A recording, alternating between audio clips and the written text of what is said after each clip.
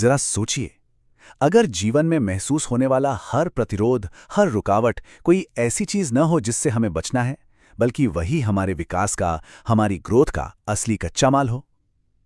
आज हम अष्टांग योग की एक बहुत ही शक्तिशाली अवधारणा तप की गहराइयों में उतरने वाले हैं। ये एक ऐसा प्राचीन सिद्धांत है जो चुनौतियों को देखने का हमारा नजरिया पूरी तरह से बदल सकता है। अच्छा, इस गहरे विषय में उतरने से पहले ये बताना जरूरी है कि ये जो पूरा विश्लेषण है, ये energy and personal excellence LLC की धार्मिक अध्ययन शाखा के लिए सचिन कर्णिक द्वारा किए गए काम पर आधारित है और असल में ये विश्लेषण उनके संस्थापक के अनुरोध पर ही तैयार किया गया है।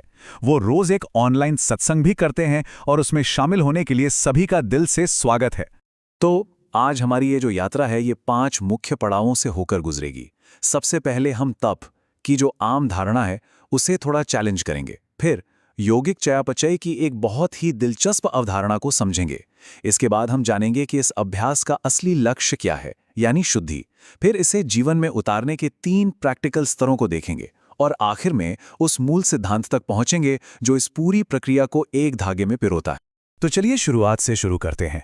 तप के बारे में हमारी जो समझ है उसे फिर से बनाने की कोशिश करते हैं। इस विचार को थोड़ी देर के लिए भूल जाइए कि इसका मतलब सिर्फ दर्द सहना या खुद को तकलीफ देना है। योग दर्शन हमें इससे कहीं ज्यादा गहरा और शक्तिशाली नजरिया देता है। आमतौर पर जब हम तप शब्द सुनते हैं तो दिमाग में क्या आता है? तपस्या, कठोरता, शायद दर्द की तस्वीरें, है ना? लेकिन यहीं पर हमें एक यू टर्न लेना है। यौगिक दृष्टिकोण इसे बिल्कुल अलग ढंग से देखता है। वो कहता है कि ये सचेत घर्षण है, एक डिसिप्लिन्ड एफर्ट है जो हमें तोड़ता नहीं बल्कि हमें जोड़ता है, हमें इंटीग्रेट करता है। तो फिर आखिर ये तप है क्या चीज? अगर इसे ठीक से डिफाइन करें तो ये एक अनुशासित परिवर्तनकारी प्रयास है। ये पतंजलि के अष्टांग योग का एक बहुत ही जरूरी हिस्सा है, खासकर नियमों के अंदर। इसे ऐसे समझिए, यम वो नियम है जो बाहरी दुनिया के साथ हमारे व्यवहार को तय करते हैं और नियम हमारी अपनी आंतरिक दुनिया को संवारने के लिए है, और तप वो इंजन है जो इस अंदरूनी बदलाव को ताकत देता है। ये जो समीकरण है ना, ये इस पूरी बात का सार है। देखिए, ये चुपचाप दुख सहना नहीं है, ये एक एक्टिव और कॉन्शियस प्रक्रिया है। जब हम सचेत घर्षण यानी जीवन की वो चुनौतियां जिन्हें टाला नहीं जा सकता को निरंतर जागरूकता के साथ मिलाते हैं, तो नतीजा क्या होता है? हमारे अस्तित्व का शोधन, यानी प्रतिरोध हमें तोड़ता नहीं बल्कि हमें निखारता है, तराशता है। और यहीं से हम अपने दूसरे हिस्से की तरफ बढ़ते हैं जो इस पूरे विश्लेषण का कह सकते हैं कि दिल है। तप को हमारे अनुभवों के लिए एक तरह के मेटाबॉलिज्म के रूप में देखना। अब सवाल ये है कि ये यौगिक मेटाबॉलिज्म काम कैसे करता है? ये असल में जीवन की चुनौतियों को पर्सनल ग्रोथ के लिए फ्यूल में बदलने की कला है। बिल्कुल वैसे ही जैसे हमारा शरीर खाने को ऊर्जा में बदलता है, वैसे ही तप हमारे अनुभवों को, खासकर मुश्किल अनुभवों को, आंतरिक शक्ति, फोकस और गहरी समझ में बदल देता है। ये जीवन को पचाने और उससे आध्यात्मिक पोषण निकालने की एक प्रक्रिया है। चलिए इस प्रक्रिया को 4 आसान स्टेप्स में तोड़कर समझते हैं। सबसे पहले प्रतिरोध पैदा होता है। वो अरे यार ये नहीं करना वाली फीलिंग, जैसे सुबह जल्दी उठने का मन नहीं करता। फिर दूसरा स्टेप है एक संरचना लागू करना। हम तय करते हैं कि नहीं, एक तय समय पर उठना ही है। यही स्ट्रक्चर उस बदलाव का बर्तन बन जाता है।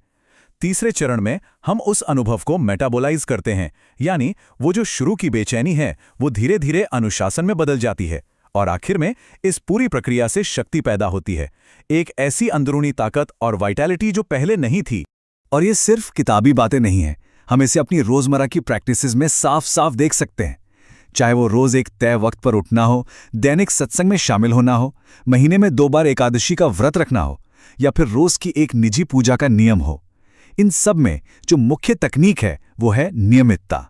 यही वो रेगुलैरिटी है जो धीरे धीरे प्रतिरोध को पीसकर स्थिरता और शक्ति में बदल देती है। तो अब जब हम कैसे को थोड़ा बहुत समझ गए हैं, तो सवाल उठता है क्यों? इस सारे डिसिप्लिन एफर्ट का, इस सारे प्रयास का आखिर मकसद क्या है? इसका जवाब इस एक संस्कृत शब्द में छुपा है, अशुद्धि क्षय। इसका मतलब है अशुद्धियों का नाश। यही तप का मुख्य काम है।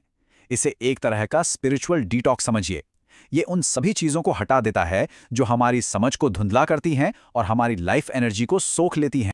और ये जो अशुद्धियां हैं, ये 2 लेवल्स पर होती हैं।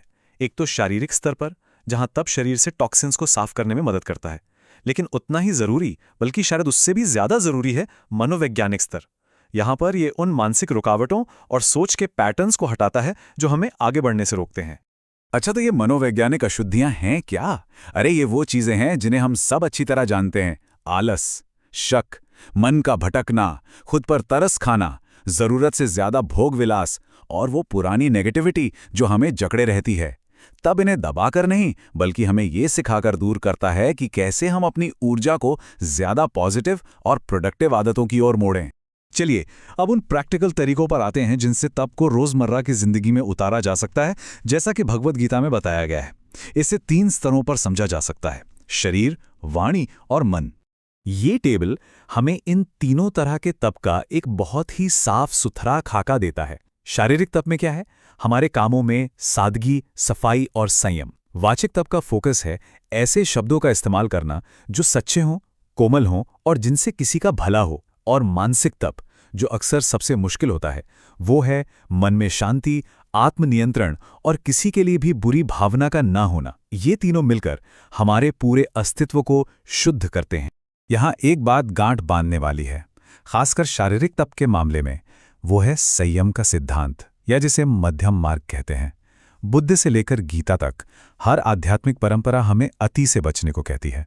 देखिए, बहुत ज्यादा भोग हमारे संकल्प को कमजोर करता है और बहुत ज्यादा तपस्या हमारी जीवन ऊर्जा को ही खत्म कर देती है।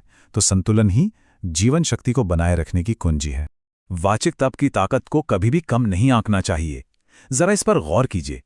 किसी रिएक्शन में बिना सोचे समझे बोला गया सिर्फ एक लापरवाह वाक्य सालों के रिश्ते को तबाह कर सकता है। ये दिखाता है कि हमारी जुबान में कितनी ज्यादा ऊर्जा है और उसे अनुशासन में रखना कितना जरूरी है। और अब हम आते हैं अपने आखिरी पड़ाव पर, उस उच्चतम सिद्धांत पर जो तप के इस पूरे अभ्यास की नींव है, उसका आधार है। भगवान स्वामीनारायण की यह बात सुनने में बहुत ही सरल लगती है, लेकिन यह बहुत गहरी है। सच्चा तप दूसरों को सुधारने या बाहरी दुनिया को बदलने की कोशिश नहीं है। ये अपनी पूरी चेतना को, अपनी पूरी जागरूकता को अपने खुद के विकास पर केंद्रित करने का एक क्रांतिकारी काम है। जब हम अपनी ऊर्जा को बाहर से हटाकर अंदर की ओर मोड़ते हैं, तभी असली बदलाव हो सकता है। तो इस सारे तप के निरंतर अभ्यास का अंतिम लक्ष्य क्या है? वो है जीवन मुक्ति की स्थिति को पाना, मतलब इसी जीवन में रहते हुए मुक्ति। ये दुनिया से भागना नहीं है, बल्कि दुनिया के अंदर रहते हुए आजादी को खोजना है। जरा कल्पना कीजिए कि कर्म तो हो रहे हैं, पर किसी आंतरिक मजबूरी के बिना। दुनिया से जुड़ाव तो है, पर उसके परिणामों से कोई बंधन नहीं। यही वो आजादी है जिसका वादा तप करता है। तो इस पूरी चर्चा को हम एक सवाल के साथ समाप्त करते हैं। अगर प्रतिरोध सच में विकास का कच्चा माल है, तो हम सबके जीवन में ऐसा कौन सा घर्षण, ऐसी कौन सी चुनौती है जो बस रूपांतरित होने का इंतजार कर रही है? बेचैनी का वो कौन सा कोना है जो शक्ति और अंतर्दृष्टि का स्रोत बनने के लिए तैयार बैठा है? अगर इस दिलचस्प विषय के बारे में और गहराई से जानकारी चाहिए तो डिस्क्रिप्शन बॉक्स में दिए गए ईमेल पते पर सचिन जे काणिक से संपर्क किया जा सकता है। इस खोज में हमारे साथ शामिल होने के लिए बहुत बहुत धन्यवाद।